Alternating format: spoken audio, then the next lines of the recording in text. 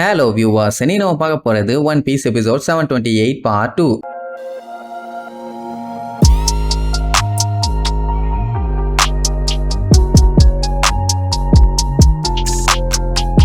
Open பண்ணா ஊர் மக்கள்லாம் போன எபிசோடு லூஃபி அந்த டோஃப்ளமிங்கோ வச்சு அடிச்சதை பார்த்துட்டு வாயை பொழந்துட்டாங்க. அவங்க பொழந்தாலும் பரவாயில்ல, கிங்கு அந்த கொலோசியத்துல சண்டை போட்டவனுங்க அப்புறம் நம்மளுங்க அவங்க இவங்கன்னு எல்லாருமே ஷாக் ஆயிட்டாங்க. நிஜமாவே அவன் டோஃப்ளமிங்கோவை அடிச்சு திரிய விட்டான்னு உடனே லூஃபி காண்டி பயங்கரமா கத்துவாங்க, அவன் சாதிச்சிட்டான் அப்படி இப்படின்னு. சொல்ல போனா எல்லாத்துக்குமே இப்பதான் கொஞ்சம் உயிரே வருது. நம்ம பயலை பார்த்தா ஒரு இடத்துல நிக்க மாட்டான், அப்படியே ஜம்ப் பண்ணிக்கிட்டே தான் இருப்பான். ஏன்னா அந்த 4th கியரோட பவர் அப்படி. அந்த டைம் இந்த கொலோசியத்துல கமெண்ட்ரி கொடுத்துட்டு இருந்தானே ஒரு காவாலி பையன், அவன் லூஃபியை பார்த்துட்டு ஆடி போயிருவான். ஏன்னா கொலோசியத்துல இதே மாதிரி தான் அவன் அட்டாக் பண்ணி எல்லாத்தையும் பொல காட்டினான். அப்படின்னு அவன் தாயா இவன் தாயா அவன், அதுல டவுட்டே இல்ல நீர்வான். அவன் சாதாரண ரப்பர் மேன் இல்ல. கிங் ரிக்கு சொன்னாரே அந்த பைரட் ஸ்டார் ஹேட் லூஃபி, அவன் தான் இவன், நம்மளை காப்பாத்த வந்த தெய்வம்னு சொல்லி எல்லாம் அவனுக்கு ரொம்ப ரொம்ப தேங்க்ஸ் ஸ்டார் ஹேட், உயிர் இருக்க வரைக்கும் உன்னைய மறக்கவே மாட்டோம் அப்படி இப்படின்னு நம்ம பையன் பயங்கர ஃபேமஸ் ஆயிட்டு போறான். அதுக்கப்புறம் தான் அவங்களுக்கே தெரிய வருது, போட்டோல ஸ்டார் ஹேட் லூஃபின்னு சொல்லி ஒரு பயங்கரமான பைரட்டை பத்தி இவங்க கேள்விப்பட்டிருப்பாங்க. அந்த ஸ்டார் ஹேட் லூஃபியாடா நீ கேட்ட உடனே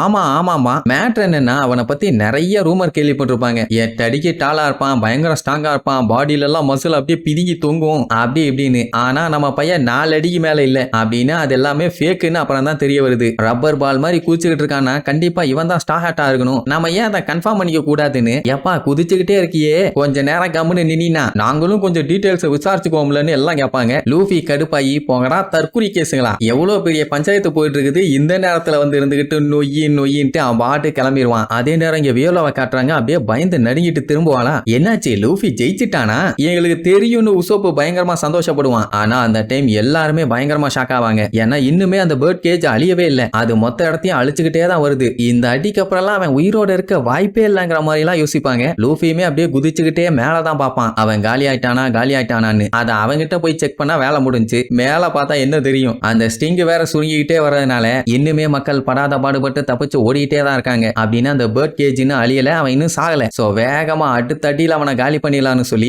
பாஞ்சு போவான். எல்லாருமே ஆர்வமா பார்ப்பாங்க, ஐயோ என்ன ஆகுமோ ஏதாகுமோன்னு. டோஃப்ளமிங்கோ கிட்ட எந்த ஒரு அசைவுமே இல்ல. நல்லது தானே, அவன் ஏதாச்சும் அப்போஸ் பண்ணாதான் பெரிய தலைவலி. இப்படியே அசையாம இருந்துகிட்டான்னா அடிய சும்மா கிளியரா அடிக்கலாமே. சோ பயலும் கைய நல்லா உள்ள இழுத்துக்கிட்டு கம்னு மட்டும் தான் சொல்லுவான். அடுத்த செகண்டே பைய பவர் டவுன் ஆகி அப்படியே கண்ணா பின்னான்னு காத்து புடுங்கின பலூன் மாதிரி அடிச்சு புரண்டு வந்து விழுவான். அவ்வளவுதான், பையன் நாக் அவுட் ஆயாச்சு. ஃபுல் பவரை யூஸ் பண்ணதுனால ஃபுல் டயர்டு. இத பார்த்த பர்ஜஸ்க்கு சந்தோஷம் தாங்க முடியல. இந்த அவரண்டா லூஃபின்னு மேல இருந்து இழுச்சுக்கிட்டே ஜம்ப் பண்ணி போவான். கேவண்டிஷ் எல்லாம் பார்த்துட்டு இவன் இங்க என்ன பண்ணிட்டு இருக்கான்னு முழிப்பான். இதுல மேட்டர் என்னன்னா அவன் இவ்வளவு ஹைட்ல இருந்து டைரக்டா குதிச்சிட்டான் கீழே. இவன் என்ன பைத்தியக்கார பயலான்னு சொல்லிட்டு கோலா சாபோக்கு கால் பண்ணி இன்ஃபார்ம் பண்ணுவான். அவன் இப்ப நேரா லூஃபி கிட்ட தான் போவான். ஏன்னா அவன் ஃபுல்லா சண்டை போட்டு பயங்கர டயர்ட்ல இருக்கான். இந்த டைம்ல போய் அவனை அடிச்சு காலி பண்ணிட்டா செத்துருவான்ல, என்ன ஒரு கேடு கெட்ட புத்தி. அப்படி போய் அவன் ஒரு லேண்டிங்க போட்ட உடனே சுத்தி இருக்க மக்கள்லாம் அவனை பார்த்துட்டு பயந்துருவாங்க. ஏன்னா எல்லாத்துக்குமே தெரியும் இவன் பிளாக் பியர்ட பைரட்டை சேர்ந்த பர்ஜஸ்ன்னு. சும்மாவே எவனாச்சும் எதையாச்சும் செஞ்சுட்டா ரூமர் காட்டுத்தனமா காதெல்லாம் கிளியிற அளவுக்கு பிச்சுக்கும். இவனு பண்ற வேலை எல்லாமே காது கிளியிற மாதிரி தான் இருக்கும். அப்படின்னா இவனுங்களை பார்த்தா பயப்படாம இருப்பாங்க.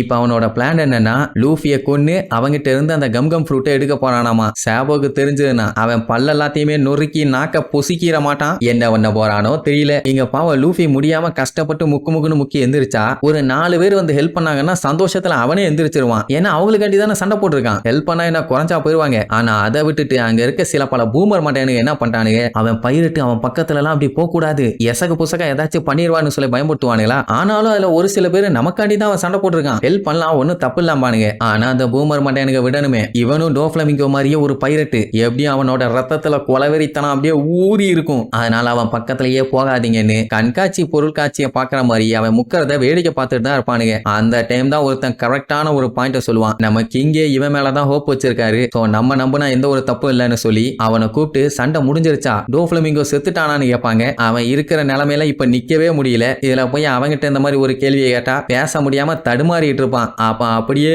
டோஃப்ளமிங்கோவை ஜூம் இன் பண்றாங்க. அவ்வளவு நேரம் அப்படியே சைலண்டா கிடந்தவன் திடீர்னு இப்படி நிமிந்து பார்ப்பான். அந்த இடமே கண்ணா பின்னா அது உடஞ்சு விழ ஆரம்பிச்சிடும். அவ்வளவுதான், மக்கள் எல்லாம் பீதியில பயந்தடிச்சு ஓடுவாங்க. ஏன்னா அவன் வந்தானா எவன் மூக்க கடிச்சு வைப்பான்னு தெரியாது. அது மட்டும் இல்லாம இவனுக்குள்ள இன்னும் சண்டை முடியல. நம்ம இங்க இங்க இருந்தோம்னா நம்ம மட்டும் தான் காலி ஆகும்னு கிடைக்கிற சந்து பொந்தல எல்லாம் விழுந்தடிச்சு ஓடுவாங்க. ஓடட்டும் எவ்வளவு தூரம் ஓடிடுவாங்க. அவங்க தப்பிச்சு ஓடுறதுதான் வேற இடமே இல்லையே. பேர்ட் கேஜ் கொஞ்சம் கொஞ்சமா நெருங்கிக்கிட்டே வருது. டோஃப்ளமிங்கோ ஏதோ ஃப்ரேம் போட்டு மாட்டி வச்ச மாதிரி கேஷலா லுக் விட்டுட்டு இருப்பான். லூஃபி கஷ்டப்பட்டு எந்திரிச்சு, டே மிங்கோ உன்ன நான் ஓட விட்டு மிதிக்காம விட மாட்டேன்டான்னு காட்டுத்தனமா முக்குவான். அவனால எந்திரிச்சு கூட நிக்க முடியல. நிக்காட்டி கூட பரவாயில்ல, பேச கூட முடியல. Total energy wash out. அத பார்த்த டோஃப்ளமிங்கோ, என்னடா கண்டா ட்ரைன் ஆயிட்டியா?